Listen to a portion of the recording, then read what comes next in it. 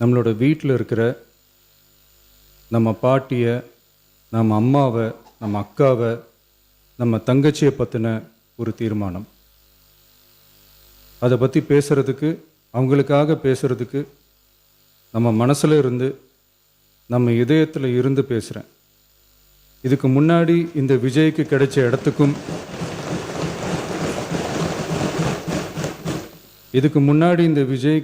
இடத்துக்கும் இன்னைக்கு இந்த விஜய்க்கு கிடைச்சிருக்கிற இடத்துக்கும் மிகப்பெரிய காரணமாக இருக்கிறதுல என்னோட பாட்டி, அம்மா, அக்கா, தங்கச்சிங்க தான் மிகப்பெரிய காரணம்ங்கிறத என்னால் மறுக்கவே முடியாது. அந்த நன்றி விசுவாசத்தோட, அப்படி ஒரு உணர்வோடு தான் இப்போது எங்கே நின்று பேசுகிறேன்.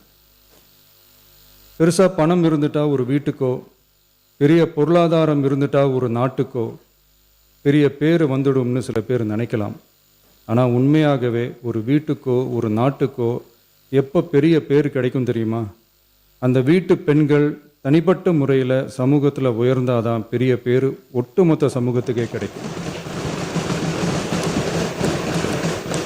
நம்ம தமிழ்நாட்டு மண்ணில் சங்க காலத்தில் இருந்த அன்னைக்கும் சரி இன்றைக்கும் சரி மிகப்பெரிய அடையாளமாக இருக்கிற பெண் ஆளுமைகள் நிறைய பேர் இருக்காங்க. ஔவையார், காக்கை, பாடினியார்னு சங்க காலத்து ஆளுமைகள், கண்ணகி, மணிமேகலை, குண்டலகேசி, இவங்கெல்லாம் இலக்கியத்தில் நிலைச்சி நிற்கிறவங்க. ஆண்டாள், காரைக்கால் அம்மையார், இவங்கெல்லாம் ஆன்மீகத்திலையும் இலக்கியத்திலையும் உயர்ந்த இடத்துல இருக்கிறவங்க. ராணி வேலு நாச்சியார், குயிலி, அம்புஜம் அம்மாள், ருக்மணி லட்சுமிபதி அம்மாள், டாக்டர் முத்துலட்சுமி ரெட்டி அஞ்சலை அம்மாள், மக்கள் சேவகர் அஞ்சலை அம்மாள்னு நம்ம நாட்டோட விடுதலை போராட்டத்தில் கலந்துக்கிட்டவங்க. நம்ம தமிழ்நாட்டு பெண் ஆளுமைகள் நிறைய பேர் இருக்காங்க. சுதந்திர போராட்டத்தில் இருந்து சமூக நீதி போராட்டம் வரைக்கும் கலந்துக்கிட்டவங்க தான் நம்ம தமிழ்நாட்டு பெண்கள். அது மட்டுமா, கல்வி, அறிவியல், அரசியல், நீதி, நிர்வாகம், தொழில்நுட்பம்னு எல்லா டிபார்ட்மெண்ட்லேயும் இன்னைக்கு நம்ம தமிழ்நாட்டு பெண்களோட பங்களிப்பு பெருசாக இருக்குன்றத யாரும் மறுக்கவே முடியாது. அப்படிப்பட்ட நம்ம வீட்டு பெண்களுக்கு அரசியல்லையும் முன்னேற வழிவகை செய்யணும். அதுக்கு உரிய இடஒதுக்கீடு வழங்கணும். பெண்களுக்கு இடஒதுக்கீடு தர்றது ஏதோ சலுகைன்னு நினச்சிடக்கூடாது. சமூக நீதி சார்ந்தது, அரசியல் அமைப்பு சார்ந்தது. மாண்புமிகு பேரவைத் தலைவர் அவர்களே, நம்ம நாட்டோட மக்கள் தொகையில் ஏறக்குறைய பாதி பேர் பெண்கள் தான். அதனால் அனைத்து நிலைகள்லையும் பெண்களுக்கு சம அந்தஸ்து வழங்கப்படணும். அரசியலமைப்பு சட்டமும் அவங்களுக்கு சமத்துவ உரிமையை வழங்கித்தானே இருக்குது. நம்ம தமிழ்நாட்டை எடுத்துக்கிட்டாலும் ஆண்களை விட பெண்கள் தான் அதிகம்.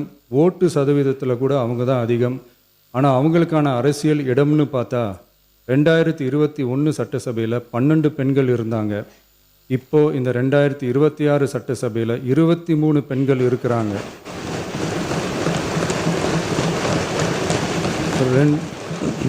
ரெண்டு மடங்கு ஆகி இருக்கு. ஆனாலும் சதவீத கணக்குப்படி பெருசாக உயரலை.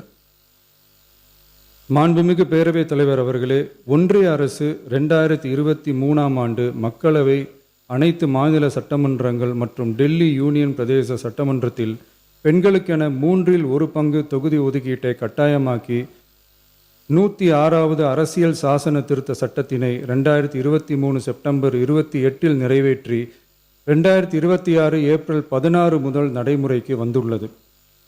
இருப்பினும் மேற்படி தொகுதி ஒதுக்கீடானது மக்கள் தொகை கணக்கெடுப்பு மற்றும் அதை தொடர்ந்து நடக்கும் தொகுதி மறுவரையறை பணிகளுக்கு பிறகுதான் முழுமையாக நடைமுறைக்கு வரும் என்று தெரிவிக்கப்பட்டுள்ளது.